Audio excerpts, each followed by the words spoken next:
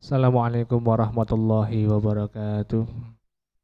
Alhamdulillahirabbil alamin wassalatu wassalamu ala asrafil anbiya'i wal mursalin sayyidina wa habibina wa syafi'ina wa qurrati a'yunina wa maulana Muhammadin wa ala alihi wa sahbihi ajmain. Rabbi israh li sadri wa yassir li amri wahlul 'uqdatam min lisani yafqahu qawli.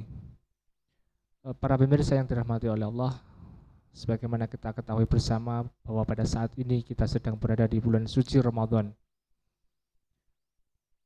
Salah satu pelajaran penting yang bisa kita petik dari ibadah puasa di bulan Ramadan itu adalah bahwa puasa merupakan ibadah latihan yang mengajarkan kita untuk bersabar. Puasa melatih kita untuk bersabar dalam menjalankan perintah Allah Subhanahu wa taala, bersabar dalam menjauhi hal-hal yang dilarang oleh Allah Subhanahu wa taala, dan bersabar dalam menerima pemberian daripada Allah Subhanahu wa taala. Nah, telah hadir di tengah-tengah kita semua salah satu tokoh ulama Aswaja Madiun, yaitu Ustadz Fatkhur Rahman. Beliau nanti yang akan memaparkan makna sabar dalam bulan suci Ramadan ini. Langsung saja waktu dan tempat kita persilahkan kepada Ustadz Fatkhur Rahman.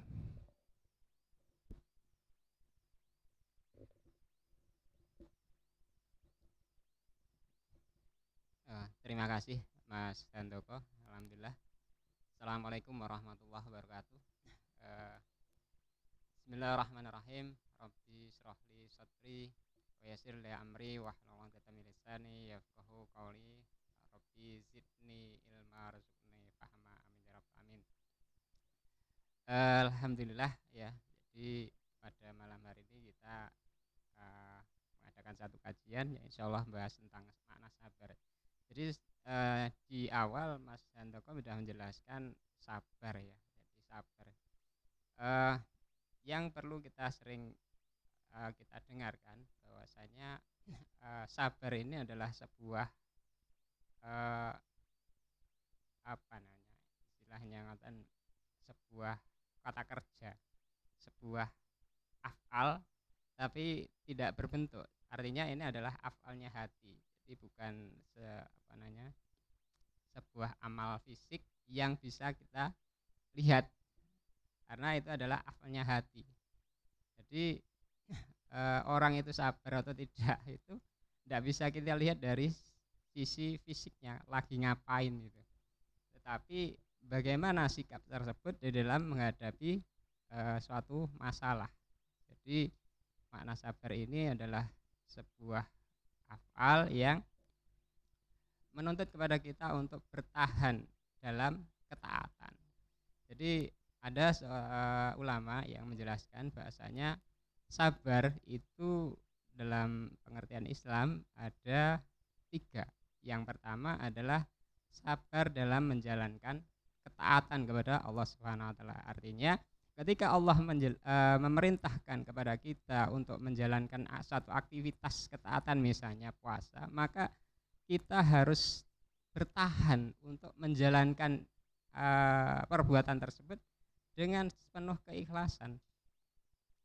Artinya apa? Ketika kita diperintahkan oleh Allah untuk misalnya berpuasa, ya kita harus bersabar, menahan lapar, menahan haus, menahan hawa nafsu dan lain sebagainya sampai selesainya sebuah ketaatan tersebut, sampai puasa kita tertunaikan dengan sempurna. Kalau kita nggak sabar dengan sebuah ketaatan, ya bisa batal itu ibadah kita. Atau misalnya lain, misalnya kita diperintahkan oleh Allah Subhanahu wa taala untuk berjihad di jalan Allah Subhanahu wa taala, maka kita harus bersabar untuk senantiasa menetapi perintah tersebut sampai benar-benar tertunaikan, sehingga kita bersabar dalam ketaatan tersebut. Jadi kalau dari pengertian seperti ini kita bisa menjadi paham ternyata makna sabar bisa juga dimaknai dengan kegigihan ya, ketika dikaitkan dengan sabar dalam ketaatan kepada Allah Subhanahu wa taala. Gigih, kemudian tekun ya. Artinya menetapi apa yang diperintahkan sesuai apa yang seharusnya. Itu yang pertama. Jadi sabar dalam ketaatan pengertiannya bisa seperti itu. Taat, menahan untuk tetap menunaikan perintah itu meskipun sangat berat. Jadi kayak kita sekarang puasa ya, insya Allah kita sedang berlatih bersabar untuk bisa menjalankan ketaatan tersebut. Yang kedua adalah sabar dalam menjauhi larangan-larangan dari Allah SWT. Artinya apa? Ketika kita di hadapan suatu godaan ya di tengah-tengah kehidupan kita saat ini, bagaimanapun juga kita mendapati banyak sekali godaan-godaan, baik godaan mata, godaan mulut dan lain sebagainya. Yang mana ketika kita nggak bersabar, kita akan terjerumus dengan menjalankan atau melakukan larangan yang dilarang oleh Allah SWT. Sehingga kita dituntut untuk bersabar, artinya kita menahan diri dari melakukan hal-hal yang dilarang oleh Allah SWT. Terus yang kemudian yang ketiga, bahwasanya kita itu dituntut untuk bersabar dalam kondisi ketika kita mendapatkan satu musibah. Artinya apa? Artinya ketika misalnya kita mendapati kondisi yang tidak kita sukai, misalnya dalam keadaan di fakir, kemudian mendapat musibah sakit dan lain sebagainya, maka dituntut kita untuk bersikap sabar. Artinya sabar bagaimana? Sabar untuk ikhlas menerima ketentuan dari Allah Subhanahu wa taala yang itu sebenarnya mungkin kita rasakan sangat berat. Karena misalnya kita sakit gitu. Kita dituntut sabar. Artinya tetap ridho dan ikhlas menerima ketentuan dari Allah Subhanahu wa taala. Jadi pengertian sabar itu bisa dimensinya luas. Yang selama ini kita pahami sabar itu kalau kita menderita gitu aja kemudian kita pasrah. Ya enggak seperti itu. Nah, tetapi ya seperti tiga hal tadi. Sabar dalam ketaatan, sabar menjauhi yang dilarang, kemudian sabar dalam musibah. Jadi sabar di sini adalah sebuah aktivitas hati yang sangat dipuji oleh Allah Subhanahu wa taala bagi orang-orang yang beriman. Banyak sekali ya di dalam Al-Qur'an itu yang menjelaskan bagaimana kalimat-kalimat sabar itu bertebaran di banyak-banyak ayat. Jadi di antara ayat itu misalnya innama yuwaffa di dalam surat Az-Zumar itu sesungguhnya bagi orang-orang yang sabar itu dicukupkan pahalanya tanpa batas. Jadi ini aktivitas yang nggak kelihatan, tetapi Allah menjanjikan pahala bagi orang yang melakukan aktivitas sabar, melakukan kesabaran itu dengan balasan pahala yang tiada batasnya. Artinya apa? Luar biasa ini amalan. Ini bisa dicek ya di dalam surat Az-Zumar ayat 9 kalau enggak 10 ya. 9. Jadi di situ dijelaskan bahwasanya orang yang bersabar itu pahalanya tanpa batas. Kalau mungkin aktivitas sholat, zakat itu ya jelas ya. Itu melakukan aktivitas apa, pahalanya apa. Tapi kalau sabar ini subhanallah, Allah menjanjikan pahala yang tiada batasnya. Ya tentu saja ukuran pahala dan balasan itu Allah sendiri yang memperhitungkan sesuai dengan kadar berat dan ringannya ikhtiar kita, upaya kita untuk menahan dalam ketaatan kepada Allah Subhanahu wa taala. Jadi kalau misalnya kita godaannya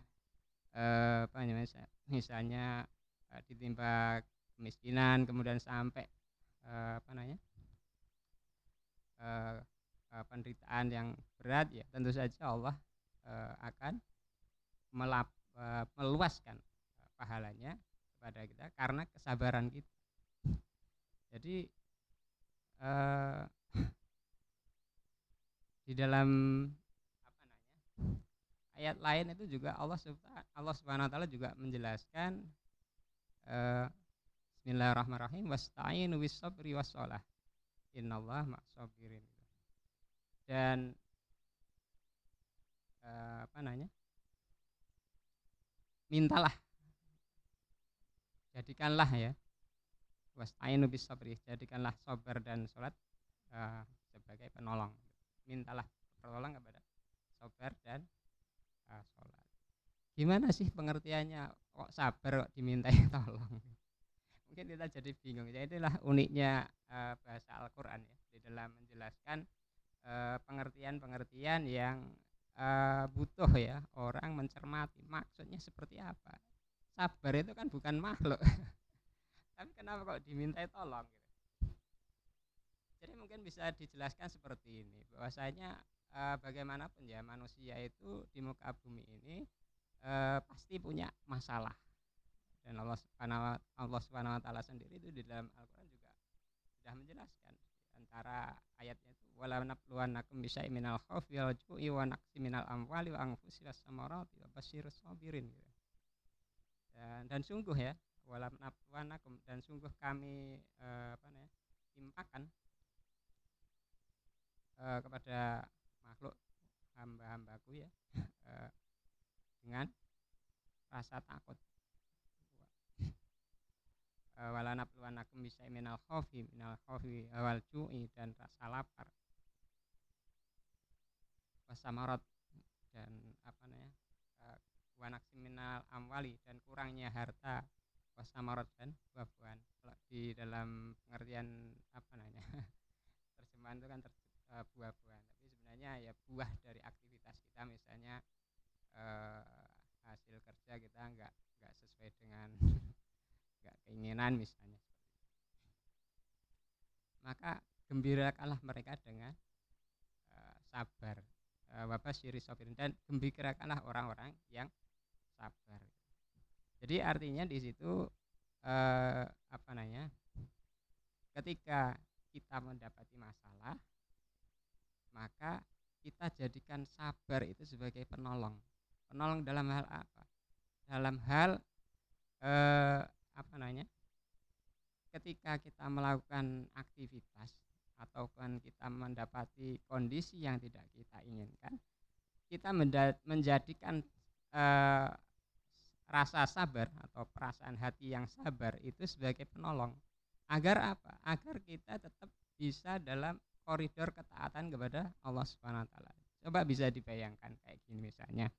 Ketika kita dapati kita merasakan sakit, menderita sakit, kemudian kita enggak sabar, kemudian melakukan protes dengan mengeluh dan lain sebagainya, maka apakah kemudian dengan mengeluh dan protes kepada Allah Subhanahu wa taala itu kemudian kita menjadikan sembuh? Tidak bisa. Kita mengeluh ataupun tidak, ketika Allah sudah tetapkan kondisinya, maka ya kita tetap sakit. Tapi ketika kita menjadikan sabar sebagai penolong kita, ketika kita menderita sakit, maka kita berharap dengan sabar itu Allah ridho, kemudian juga kita ridho terhadap ketentuan dari Allah Subhanahu wa taala, maka justru dengan kesabaran itulah menjadikan kita itu mendapatkan pahala. Pahala dari apa? Pahala sabar, yaitu dengan menerima ketentuan Allah Subhanahu wa taala itu dengan perasaan ridho dan ikhlas. Dan itu menjadikan kita mendapatkan pahala dari Allah Subhanahu wa taala. Dan bisa jadi dengan perasaan lega, kemudian menerima ketentuan dari Allah Subhanahu wa taala itu, hati kita menjadi tetap lapang, kemudian rasa optimis, percaya atas pertolongan Allah, maka bisa jadi kesembuhan kita lebih cepat dibandingkan ketika kita marah-marah, kemudian mengumpat-umpat gitu. Jadi disitulah kemudian kita bisa pahami makna kita minta tolong kepada sabar. Kita diminta tolong untuk bersabar. Wasta'inu bis-sabri was-shalah. Jadi apa namanya? Demikian ya. Luar biasanya sabar ya, ditinjau dari apa namanya? Bagaimana Allah menjelaskan kepada kita untuk bersikap sabar dan menjadikan sabar sebagai penolong kita. Kira-kira demikian Mas yang bisa sementara saya sampaikan. Mungkin nanti bisa ditambah yang lain.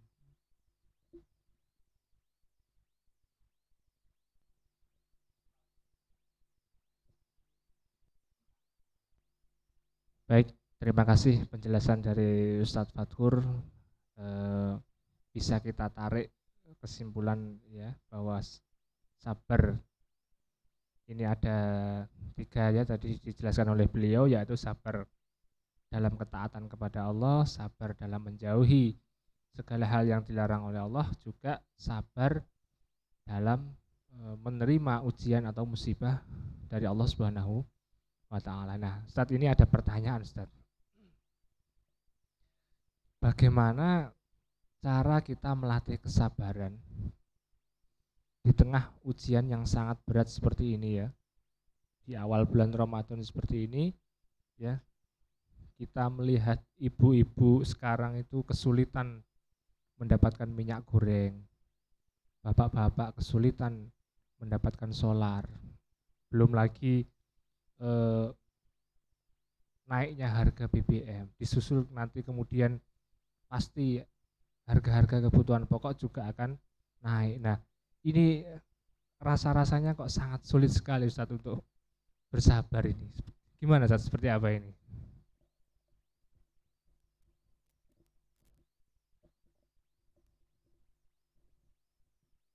Ya, alhamdulillah. Jadi menarik ya. Jadi kondisi kita saat ini memang kondisinya yang bisa katakan memang kita lagi dapat musibah ya. Musibahnya cuma bersifat nasional, jadi bukan sekedar musibah secara personal. Terus gimana ini umat ya, karena yang menderita ini bukan hanya apa 1-2 orang, artinya satu negara. Ya sebenarnya hampir sama bagaimana kita mensikapi kondisi ketika mendapat musibah. Yang pertama yang harus kita pahami bahwasanya setiap kali seseorang ataupun umat itu mendapatkan satu masalah, sebenarnya pada hakikatnya Allah sedang menguji kita. Yang kalau kita bisa lolos dalam ujian tersebut, maka insya Allah Allah akan meninggikan derajat kita, akan menempatkan kita kepada derajat orang atau bangsa yang lebih baik dari kondisi sebelumnya ketika kita mampu melewati masalah tersebut dengan baik. Artinya dengan kesabaran artinya dengan ketaatan kita untuk senantiasa menjalani nopo yang diperintahkan oleh Allah ketika menghadapi masalah yang kita hadapi. Artinya sesuai dengan SOP-nya Allah ya, sesuai dengan perintah dan larangan dari Allah Subhanahu wa taala ketika mendapati suatu musibah tersebut. Tidak kemudian mencari jalan-jalan lain gitu. Jadi itu yang pertama, bahwasanya setiap kita dapati masalah kita harus pahami bahwasanya pasti Allah akan meninggikan derajat kita ketika kita bisa melewati itu satu masalah tersebut. Kemudian yang kedua yang harus juga kita pahami, Allah itu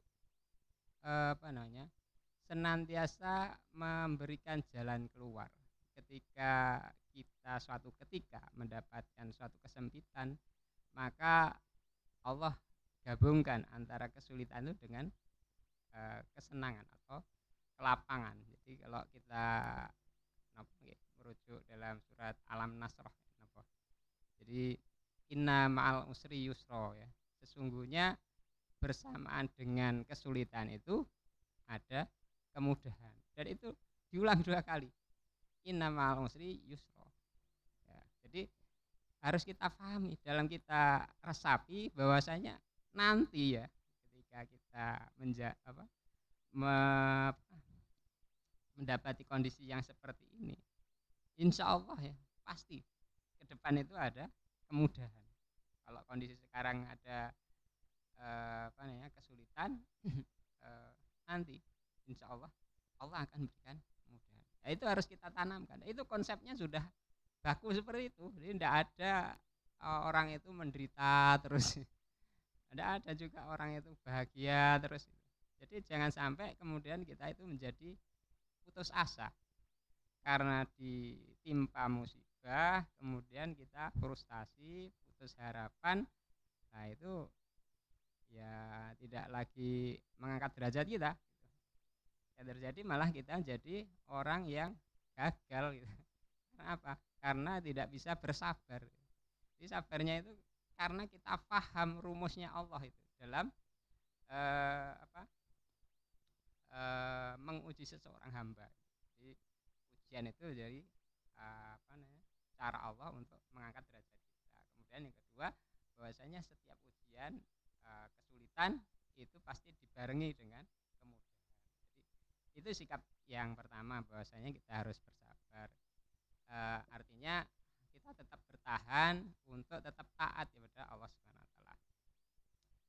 Hanya saja kemudian tidak berarti sabar itu bersifat pasif. Pasif artinya trimo trimo ing pandem ya bahasa Jawanya itu. Trimo gitu. Tetapi Allah Subhanahu wa taala juga memberikan panduan ya ketika kita mendapat satu musibah, ketika itu musibah itu karena akibat dari kedoliman, maka Allah juga merintahkan kepada kita untuk melakukan ikhtiar untuk merubah kedoliman itu.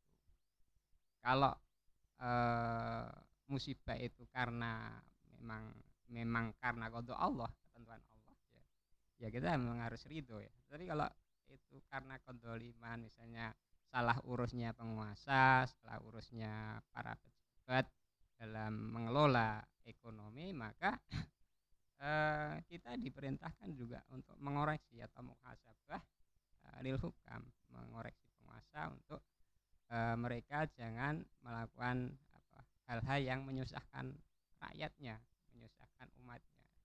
Jadi artinya kita dituntut untuk mengoreksi muhasabah, amar ma'ruf nahi mungkar.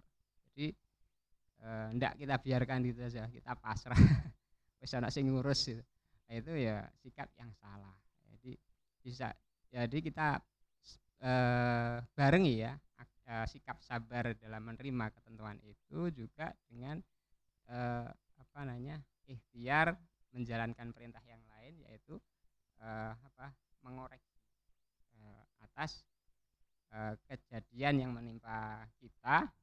Karena itu bagaimanapun juga bukan serta-merta karena Allah, tapi juga adanya campur tangan manusia yang menjadikan minyak goreng mahal, kemudian solar juga mahal, langka.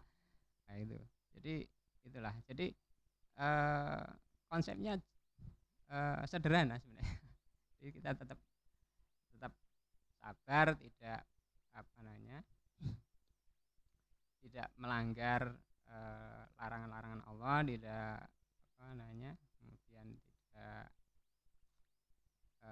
ridho atas kondisi yang kita dapati, yang kita menimpa, tapi juga di lain sisi secara ikhtiari kita juga menjalankan aktivitas yang lain, yaitu mengoreksi. Jadi semakin kita jelas menunjukkan letak kesalahan kepada mekanisme yang terjadi saat ini, ya semakin mudah ya untuk memberikan jalan keluar bagi umat agar segera bisa terlepas dari kondisi yang menghimpit. Jadi kayak pakar ekonomi, kemudian pakar yang lain yang memahami bagaimana mekanisme pasar, mekanisme ekonomi itu diatur, kalau kemudian terjadi distorsi atau kesalahan-kesalahan yang dilakukan oleh penguasa, ya mereka lah ujung tombak umat yang bisa melakukan tanggung jawab muhasabah. Nah, bagaimana dengan ibu-ibu yang nggak bisa sampai itu ya? Sekarang itu kan mudah ya, sekarang ada medsos, ya, kita menyuarakan saja bagaimana kondisi umat itu menderita gara-gara sikap yang tidak benar, kemudian orang-orang yang zalim yang mengambil untung di tengah kesulitan rakyat. Itu harus disuarakan. Ketika tidak disuarakan, ya mereka merasa sah-sah saja. Kayak gimana? Kayak misalnya sekarang itu ya, ketika rakyat ditimpa kemiskinan, kemudian kesusahan, ya justru banyak ya orang-orang yang diamanai untuk mengurus rakyat, justru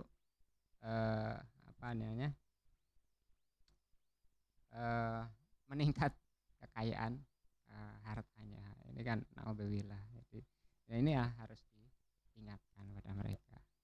Gitu Mas, insya Allah yang bisa saya jawab.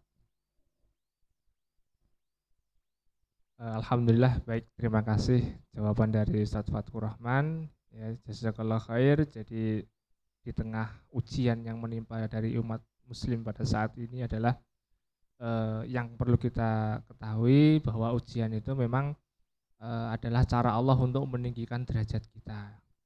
Dan bagaimana Allah itu menguji kesabaran kita dengan ujian itu. Nah, kemudian yang kedua adalah kita juga tidak boleh serta-merta berpangku tangan dengan ujian itu. Kita tetap harus proaktif ya. Sabar bukan berarti sabar yang pasif, akan tetapi sabar yang aktif, yaitu sabar yang juga tidak hanya diam, tapi juga melakukan muhasabah ya.